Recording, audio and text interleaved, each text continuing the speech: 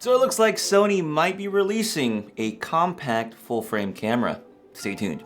Hey, what's going on everybody? It's that one camera guy, back at again with another video for you. Today we're looking at a post on Sony Offer Rumors about confirmed specs on an A7C. Let's go ahead and jump over that right now. So again, it's coming over from Sony Offer Rumors. I'll have it posted in the description below so you can check it out yourself if you haven't done so already. But obviously we have this mock-up here of what this potentially could look like, especially for a full-frame camera. Again, the theory or the rumor right now is it's going to have a body like the a6600. However, what's interesting is that I guess for Sony Offer Rumors, the specs have been confirmed. So my gut or intuition is telling me that they may have already sent some sort of image over and he's already seen maybe the labeling of the camera to some degree. So he knows maybe this camera does exist at this stage, and obviously we'll probably start to see trickles coming around soon. It's just really weird right now because obviously the A7S III is going to officially start shipping out in September, later in September in the month. But now you have rumors of this camera coming around very soon. So it'll be a very interesting sort of alignment between the two, especially on price points and who the target audience is, because there is a specific target audience for the A7C camera, especially for YouTubers and vloggers, folks that kind of work in that domain. But usually that means the camera can also still be expanded to other general uses. So let's go ahead and take a look at some of the information and I'll give you my opinion on what's going on here. So two solid sources confirm Sony will announce a super compact full frame E-mount camera that will be called the A7C. The C stands for compact. The camera will be the first entry-level camera of the new C line that will run parallel to the A7, A9 cameras. A third source, and he says thanks, also told me this: pre-launch codes for bodies start with CX, lenses start with VX. So right away we're getting something very new happening. We're gonna get a new compact style body like the A6600 plus a new set of lenses. Now obviously I'm thinking these lenses aren't probably gonna be very bright, but they're gonna be good enough for those that need a compact setup for vlogging. Moving on here, so what he says is there will be a new line of cameras and lenses. My guess is the V lens will be compact for the A7C. Sony's goal is to make a super compact full-frame series for vloggers and travelers, the camera having a pop-up EVF smaller than A7 III body size and a new line of compact lenses. You know, I think this could be the direction of things. I think, you know, I know Canon has like their EOS RP, but it still seemed like a really large camera. I could be wrong on that. But imagine a smaller full-frame body, but access to a wide variety of lenses, and now smaller compact lenses, full-frame look, you know, better high ISO performance, better video features. I think it's the right direction for them to go with. This is the way I'm seeing it. And you know, no knock on like the EOS R5 or those series of cameras, but they're fairly big. You know, if you think about it, the cameras that are coming out from the Canon side are fairly big, and also their lenses are also very, very big too.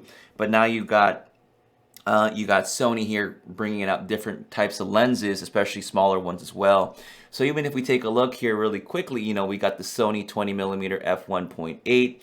We've got a Sony 24 f1.4, and then we got some 18mm options on like the Zeiss bodice, and then you even got something here, but I think that's APS-C. So there's a lot going on here with this particular lineup, especially light lenses. Now let's go ahead and jump in over to the specifications that they're aware of. They're expecting a mid-September announcement. I wonder if that's going to happen. I was wondering maybe October would be the case. I would imagine Sony would just let everyone buy the A7S III that wants it, but you know, I don't know. It's really on that price point. So let's take a look here. It's going to have a 24 megapixel sensor potentially and same autofocus performance. Now this one really piqued my interest here, right? Because the reason why there were some people turned off, especially me on the A7S III to a certain degree, is that it had only a 12 megapixel sensor. So when it came to the photo side of things, it kind of was a little bit lackluster. You know, I would have wanted a little bit more resolution in certain cases.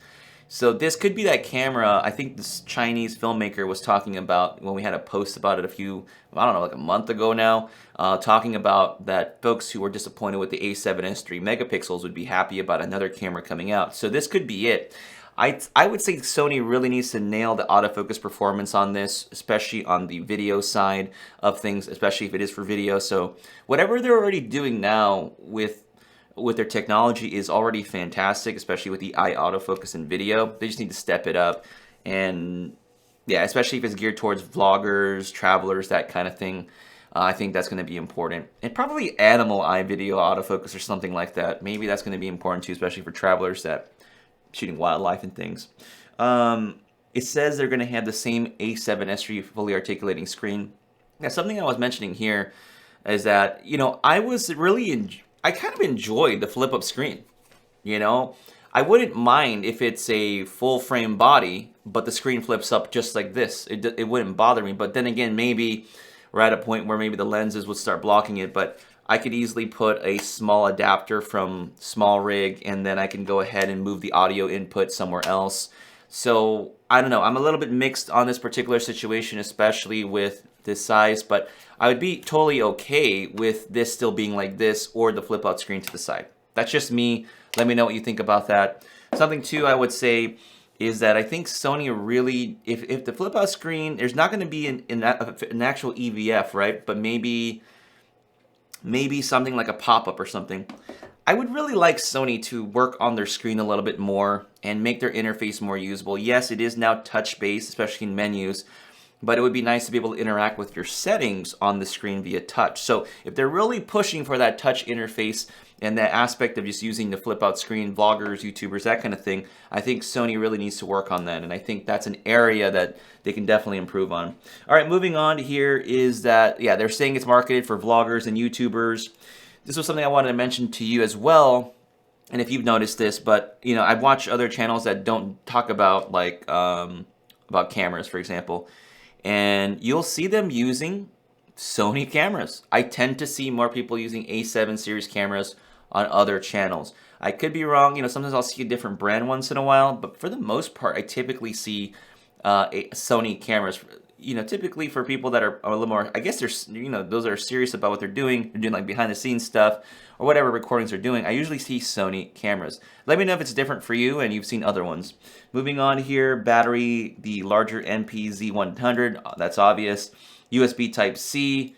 So I'm wondering what they'll do. I guess you're just going to roll with Type-C and just not use the micro USB, which would be a good thing, I guess. Single SD card slot. I was hoping maybe they could get the higher the CF Express Type A. So this could be a bad thing, especially if we're trying to get some higher end video features. So, you know, hopefully it's UHS 2 and doesn't copy exactly the A6600. Built-in mic and headphone jack, Wi-Fi and Bluetooth. Price will be slightly above the A7 III. So the pricing here is very interesting. I think we were under the assumption it was going to be like a $1,000 camera like the EOS RP. But it looks like, I think maybe Sony's angle here is that this is a specialized tool and they want to target a specific audience base that wants it, and they're going to reserve the A7 IV for the people that want the A7 IV. So those that are looking for maybe, if they're doing the fully articulating screen, higher end video features, small compact, and everything else, I think that is very interesting what they're looking at doing there. So I really did think they were going to bring a lower end camera, but here was my thinking process, right? For those of you that might be disappointed in the fact of the price point. I think what Sony's plan is, yes, we're probably, you know, kind of like thinking, oh, there's not going to be a low end Sony A7 camera. But there already is, actually. Their A7 Mark II, their A7 R2, they're all about $1,000 to $1,300 or so, roughly US. So there are lower end Sony cameras that are already on the market. They're basically, their older cameras are still out there, and they're still pretty good. It doesn't mean that it got worse or anything like that, but I wonder if they're ever going to release a low end option. Something tells me you're not going to see a new Sony camera come out at around $1,000, $1,200, like $1,200 US. I don't think that's going to happen. I think all you're ever going to see is the A7 III at some point drop in price to around $1,200 US once an A7 IV comes out after another year or two. That's the way I see this going to happen, especially with the low end side of things. So let's go over and talk about the lens options, especially. I think people are wondering if they were going to change the new mount. I think they wouldn't. I think that'd be a really bad idea if they changed the mount completely. That would be really, really weird. So I think they're just going to develop new lenses. Like I mentioned earlier, we're already seeing lighter lens options like the 20mm f1.8, 24. There's obviously the 18mm option. So there's some options there for people already. I was thinking maybe I really like the aspect of a lens like this, you know, for APS-C, but one for full frame. It doesn't have to have the same range as a 16 to 50, obviously. It could be limited, but these lenses are actually not that terrible for what they do if you're just focusing on something, mount it on the camera, keep the whole setup light, be able to have a little bit of zoom, just a tiny bit of zoom. We got the 17 to 28, for example, is a really cool option as well. It's not very, very heavy, but again, I think something like this would be really interesting, but maybe not 1650, but maybe a shorter 16 to 24, whatever it might be. I don't expect them to make them very bright, obviously, right? To make them compact. It's going to be like an f2.8 lens potentially, but we'll see what Sony ends up pulling out of their hats for that particular series and line of lenses. So let me know what you would like to see though, as far as a compact lens goes, and be realistic about it to some degree. Obviously, we're not going to see f1.4 lenses be very, very compact, unfortunately. So that's going to do it for me in this video. I think I covered everything that I wanted to go over. Let me know your thoughts about the A7 compact series camera. Are you okay with the pricing? Did you want to see it cheaper? Are you waiting for the A7 IV instead? Or are you in the market between an A7S III and an A7C? I think as far as video features, the A7C definitely needs to get some of the video features on the A7S III up to 4K 60p at least. And then maybe the higher recording options, especially their H.265 options as well. I think all of that kind of needs to trickle down into this particular camera, especially if they're targeted towards video users, YouTubers, vloggers, and if the price point is above the A7 III. So I am expecting to see those things happen. But other than that, that's just my thoughts on it. Let me know down below. And that's going to do it for me in this video. Don't forget to like, subscribe, and check out my other content. I'll catch you later.